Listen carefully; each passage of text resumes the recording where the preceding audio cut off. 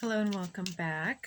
This is the Daily Dharma number 2, and what we've been talking about seems like an advancement of our heart-mind activation, leading us to not only expand the heart and entertain new ideas, but to bring some type of new vision into earthly expression.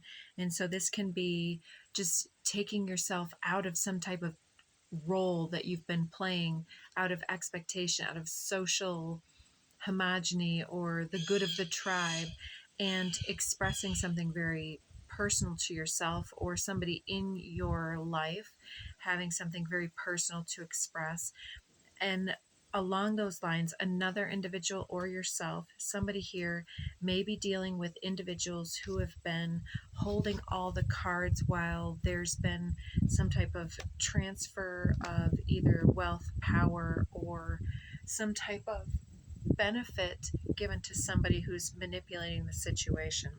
So for those of you who are not prepared for some of what I'm getting, go ahead and tune out. But for the rest of you that have the open mind or that know somebody along these lines, I was getting towards the end, especially as I named the video previously, the words came out, the X-Men, where Mystique does the shape-shifting total chameleon, where she takes on the identity of whoever she wishes, and that she was kind of using her good magic towards evil ends, gaslighting, manipulation, conformity, and demonization of what we are, who we are.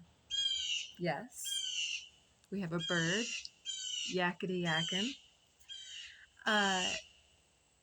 Yes, thank you. So where I'm going with this is as I was naming this X-Men, even before that, I was like thinking to myself, these would be masculine individuals, expressed masculine traits that are here to create more of a feminine revolution. And so to support the nurturance, the ability, I'm seeing a blue jay, the ability to nurture, to be psychic, to be emotional and emotionally empowered and intuitive and inspired at the same time. And so the idea would be something perhaps related to the LGBTQ movement for some, and for those that aren't ready, go ahead and tune out if you need to.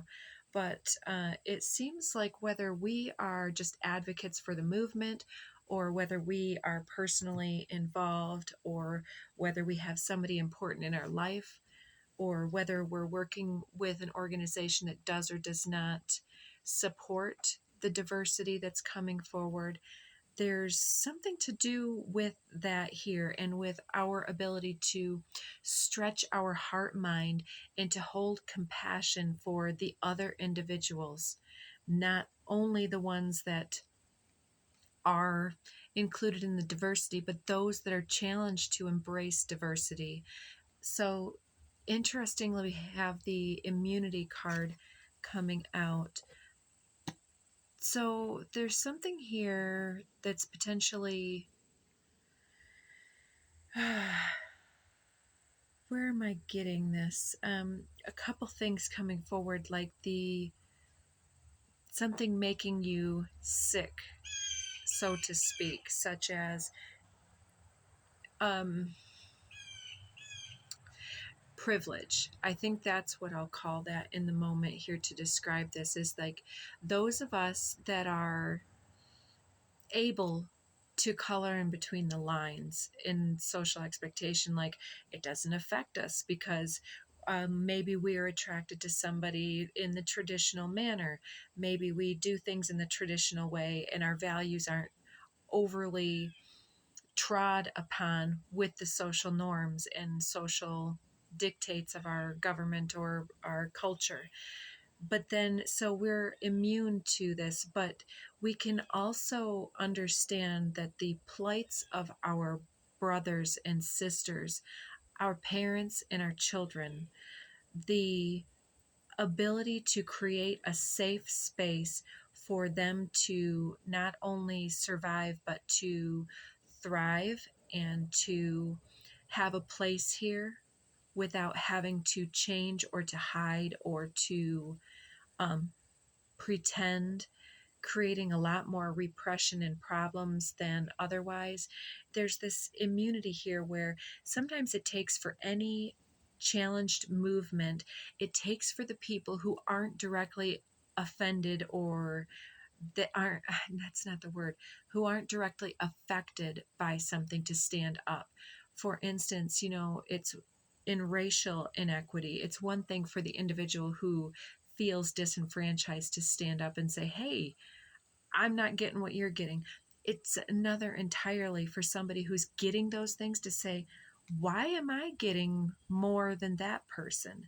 That can sometimes be the more powerful thing, because then how are the other people that are all, with their plate full, going to feel about just chowing down while there's hungry people staring through the windows, and then you can't even eat all that's on your plate without throwing it away while somebody starves 2 feet away. That'd be a difficult choice. But when that person is 2 to 500 or 1,000 miles away or 3 to 10 countries away, it becomes easier and easier to ignore the privileges that some of us that we're afforded and that we walk within. This is, I think, what we're being asked to do is to be able to stretch our heart and mind to move beyond what we've been told is the way and the rule and the law, and to awaken to, just because we aren't sick doesn't mean that we can't be the ones that can help and heal and help create and hold space for those individuals who are affected.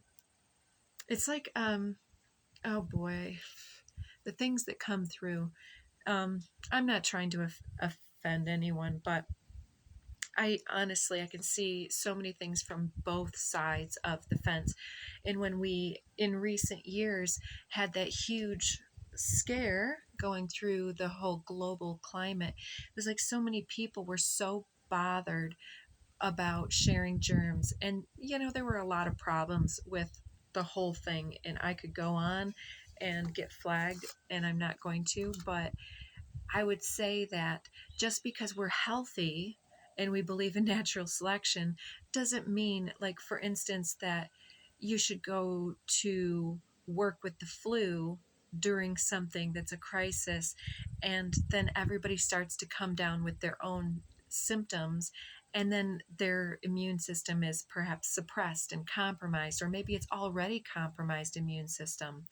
And then us sharing any germs with these people isn't the best. It's like, that's why we wash our hands, that's why we do things. And so for on some level, it was the least that we could do to stay away from people and do all that thing.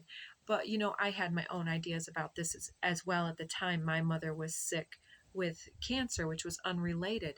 However, I was actually happy that other individuals weren't going to be out sharing their germs and were more conscious during that time, because it was less likely that my mother with compromised immune system would be susceptible to anything, right? So it's not about just the black and white. It's like, well, why does anybody want any of our germs anyways?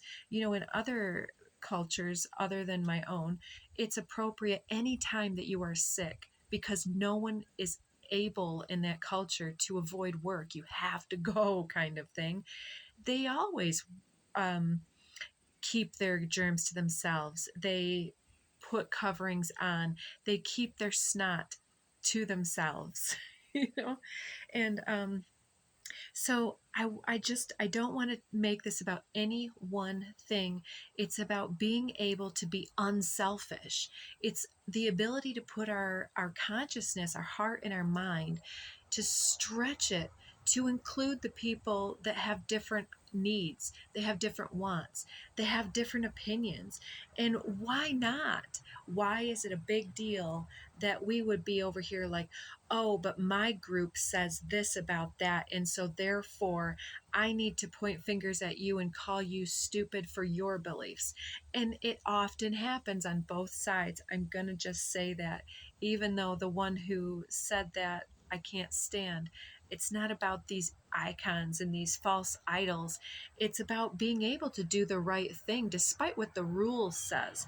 Because sometimes, even though I agree that laws are there for a reason, sometimes there have been individuals that have demonstrated peaceful, safe levels of rebellion or nonconformity to laws, such as the abolitionists who ran the Underground Railroad at much controversy and peril to themselves. It was necessary to challenge the beliefs of the time. It was necessary for people to hide their beliefs for some time before the culture caught up with the necessity of being a decent human.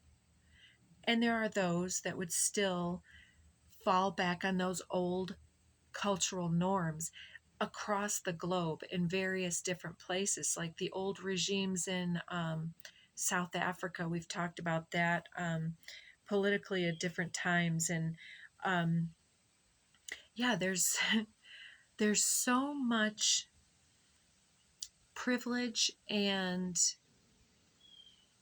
bullying and misunderstanding and finger pointing on the global stage. Those of us that are here with the vision, it's like, oh, I'm getting this too. This individual, yourself with the vision, it's like maybe you believe that Martin Luther King was an incredibly empowered and amazing icon. I know I do. And it's like that whole thing about, I have a dream, and also Abraham Lincoln with his, his speech, and other people with their awareness. It's like, can we appropriately take in the right information and bust ourselves out of any type of apathy or complacency to break ourselves free from any false immunity? Like, for instance, I always think it's interesting that in the US, that we often have the individuals that are most susceptible to the brainwashing, the cult mentalities, and to the finger pointing competition, whether it's political or religious based. The individuals that are the deepest into the dogma and the brainwashing are the individuals who have limited education or limited exposure to other cultural diversities, and um, compassion to those individuals and cultures because of that. It's like, to practice our own authenticity, we would celebrate the diversity and the opportunities for others to celebrate their own norms and diversity, right? But it doesn't happen that way because of a number of factors. And the elders are called in here to speak up. The elders, there are plenty of elders that went through the hippie movement and so on before them, even the 20s, these times of the young people primarily going through these cultural revolutions. Like, remember Elvis and how he started moving his hips, and we can look at the different cultural norms where people were liberated and expressive and so on. And then the suppression that will come in, and how the ebbs and flows of cultural norms come in. And so there are plenty of elders here that understand the implications of history and patterns repeating, and they can predict how this can go. And so it behooves all of us to understand how to reach into the hearts of our neighbors in our tribe, and our cohorts and peers, and our social groups, and those that identify with us physically or mentally or emotionally or so on. It's like, how do we help inoculate the populace from these detrimental, destructive counter movements that are anti-human, anti-humanitarian, and to create change. So we've got knowledge on the bottom. This is definitely a crown activation. So yeah, this seems like some type of call to action. We've got love. Yes. One of the things I wanted to hit in the title of the previous one is love is love. And I'm not necessarily somebody who goes out and espouses all of my dogma and all of my ideas, but here I am on this channel because it feels like I need to speak the knowledge that has come to me. Knowledge stays on the bottom of the deck. Here, we'll take that one too. Up. There's something coming up for review, coming up for consideration, a choice coming up, other people's ideas, a promotion perhaps.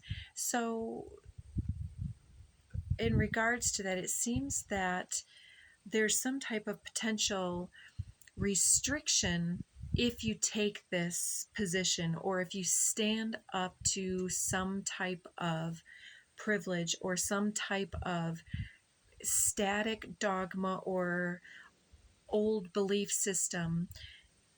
And there's a way to inspire other individuals to stand up and to raise their voices up and to stand united against oppression, oligarchy, tyranny. Because, if we believe that we're immune as a social group over here that's favored from destructive or from backsliding, like for instance, oh, well, this is America, we could never have such and such happen here. Well, look at the historical differences that have happened. And I don't mean to pick on any one order, but even look at the use of hijab and how in various cultures up and through the 70s, these women were looking like everybody else in the 70s. They were wearing blouses and skirts and doing their hair and out in public doing things. And then with the revolution, then all of a sudden, some of them, they only see the eyes. And although there are many that would say this is my choice, which absolutely do it if it's your choice, how, as a person who's brought up in a dogmatic situation, that this is your pride, your identity, and you are creating a sin against your God as you've been reared to believe and groomed to believe, what other choice would you make? That's not a choice. Just like in the American political system, we don't truly have a choice of representation other than the primary two-party system at this point. So it's like a double option close. You get what you get. And so if you don't go with one of the two, you waste your voice. So yeah, all of these things that I probably shouldn't talk about. But how long are some of us going to remain complicit with our ability to remain silent? And yes, is that not a Martin Luther King Jr. quote about this world is a dangerous place, not because of those who do evil, but because of those who remain complicit with the knowledge to not speak up, to not advocate like, oh, well, it's not affecting me. It is. It's coming to a theater near you. It affects your mothers, your sisters, your children. It affects the future. It affects you now. Music. So yeah, maybe somebody here needs to get into some revolutionary music and start getting some people riled up. Music is something that brings cultures together. It can create identity because as you listen to music, the tones, the vibration of the music, it starts to draw in the vibration of the body and draws us into the lyrics. It draws us into something. So we can also assess how much the music of our culture or our choices of music have even promoted some of these things. Like, not to pick on any one music genre either, but look at traditional rap and hip hop and in rock and roll, it's slowly but surely really been going straight into the, you know, spread yourself sexually around with multiple people, and yeah, your value is based on how attractive you are, and my attraction to you and what I can get out of you, and calling women bees and other things. You know, it's like there is a lot of good music out there, but the more that we listen to that, it's designed to contort and twist into the root chakra and have us very objectified, very skewed on our sexual vibration, instead of being in the sacred vibration of love and mutual respect. We're talking about how your ass looks in a pair of jeans. You know, it's like there's a time and place for all of that. Do not get me wrong. I like some of that music, even as toxic as it is. But my daughter will also give me some grief because she's like, oh, Mom, here you go again, talking about the meaning. It's like, I can't not listen to the lyrics, but how many people just take it in, and it's just silently creating ideas behind their, it's reinforcing the cultural mores and societal ideals subtly but surely. And so we need to be intentional with the vibration that we cast and what we invite into our lives here, because it's time for us to wake up so that we can be the champions of our true value system and not be lulled with lullabies of this, of the different cartels, different mind effery, the brainwashing process, politically or culturally or gender related or related to people's sexual orientation, so on, right? Between nations, between ourselves and the government, religious, feline. I love feline coming up. It's been a frequent card recently. There's something with the feline card about our ability to be confident, sensual, awakened, and aware, and to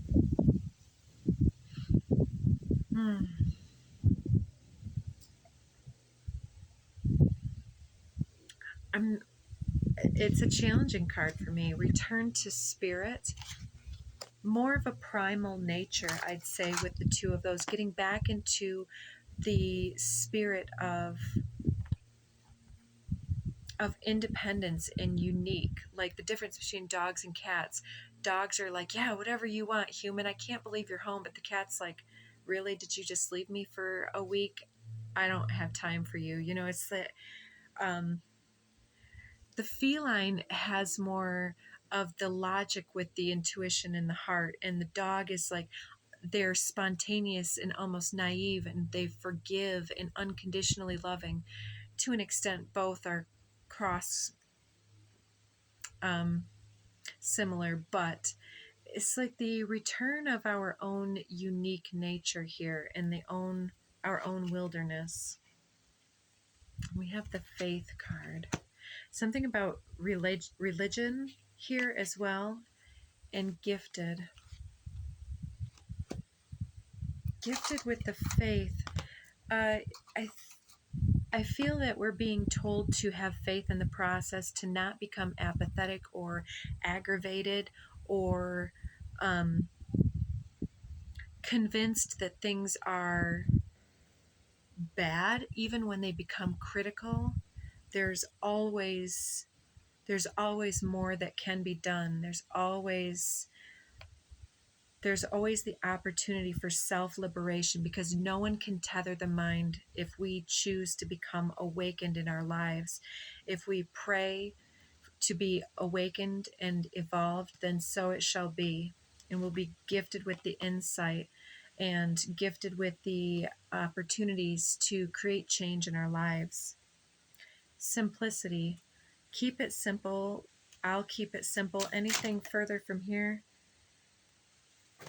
All right, we've got rejuvenation here. I feel that if you've been sick, we've got recognition, I see voice. You're recognizing an opportunity here to take simple action to rejuvenate a movement. Like maybe even, I keep getting the 60s and 70s, that music from that time that helps to inspire people. Now we've got under the deck, knowledge, take flight, surfacing, vibrational, mediumship. Beautiful. So you're downloading the sacred knowledge and able to put that into some type of um, like a plan. Here with the vision, you have a vision of how to stand in your fully empowered, awakened consciousness here and to bring that forward on the vibrational level and to channel the divine into this world. So with return of spirit, rejuvenation, and that stack, it's like we are literally being told that we are coming here. We have been born in this time, specifically some of us, in order to bring back this movement. You can see with every generation there are revolutionary movements and shifts happening within the young people and supported by those across all different walks of life, all ages of life, even plants and animals. It's so yeah, under the deck when I got this, I got the 2 of Cups here, and I did have the 9 of Swords that popped out, but on the bottom we have this devil energy yet again here. So it's like there's been something here that's been demonized or that we've been brainwashed or programmed by to believe about partnership and love and obligation, perhaps, if not about our ability to bond and to be received in relationship with others. How much of yourself can you reveal, and how much are you going to be demonized or something like this? So I'm seeing the devil again, 2 of Cups again, 5 of Pentacles has been shown a few times. So it looks like you've already tried to be an influencer in these ways with friends and family in the past, but perhaps what needs to happen is something else about your embodiment of something, or the way that you speak it, being non-confrontational, confronting with this information. Because yeah, there's nothing worse than somebody bullying a bully and saying you're such a bully when they're bullying. I just all of this at the time of the political climate in here. We've got 7 of Swords with the Chariot. So it's something like something underhanded here in the past, whether that's a previous relationship or the way things have been handled in the past, the way that other individuals are operating in the darkness with their ideas and trying to steal energy from others or take control or press their agendas. And then with this chariot is all about momentum, and it's with that cosmic side because we have this chariot taking off across the cosmos, breaking the chains. And she also has this caduceus in her hand, just like this individual does here. So I feel that that's quite encouraging.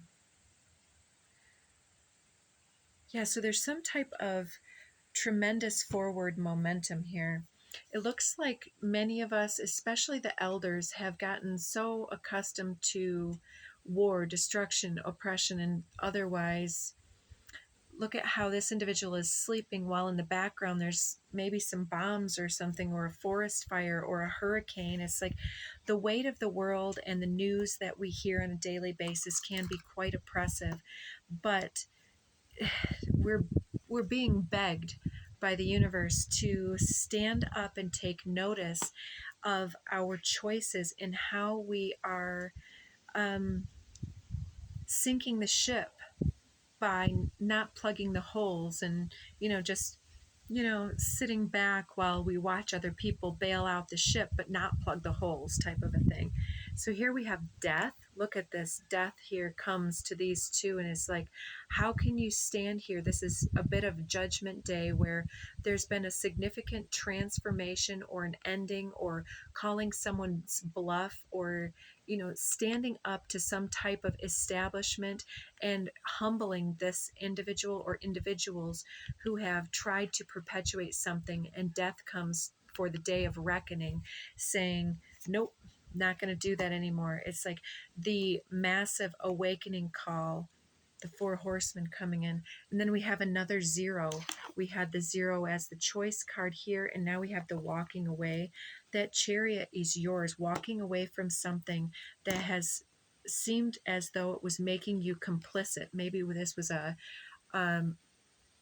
prominent leadership role. We've got the crown cast off here, traveling light, the simplicity, moving away from something that presented some level of security or protection for doing what is right and letting things fall where they may. It's like making the choice to make a change in our own life, to walk with our magic, to move forward. Yeah, with that feline card, this one was peeking out, the snow leopard, self-reliance, strongly independent, often solitary. Integrity is important for your best outcome.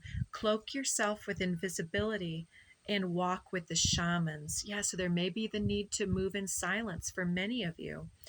Use your intuition and let your life unfold in silent perfection. So yeah, silent perfection. I feel like what we're talking about here is also, though, the need to speak up. So we are out of time. I'm not going to do another reading today, but we'll take this card here. Squirrel, always prepared. You're the expert of hard work and hard play. Your cheerful and fun disposition is a blessing to everyone. Don't let life's distractions take you off course. Make a plan for the future, and life will give you all that you need. So, yeah, there's some type of choice and change that we're being told to have faith in this choice and change in order to stand in integrity and be authentic. We're being asked to put our choices where our values are at. And there's something here about our disposition and our magical ability to be well liked or to affect something very profoundly here. So don't get distracted by things like the news and the bad news specifically, or by other people's negative intending here. You have all you need to make this choice, to make this change, and you will be supported. White stag, protector. You are protected. You're an old soul. Your best friend is nature. Use your intuition to take you where you want to go.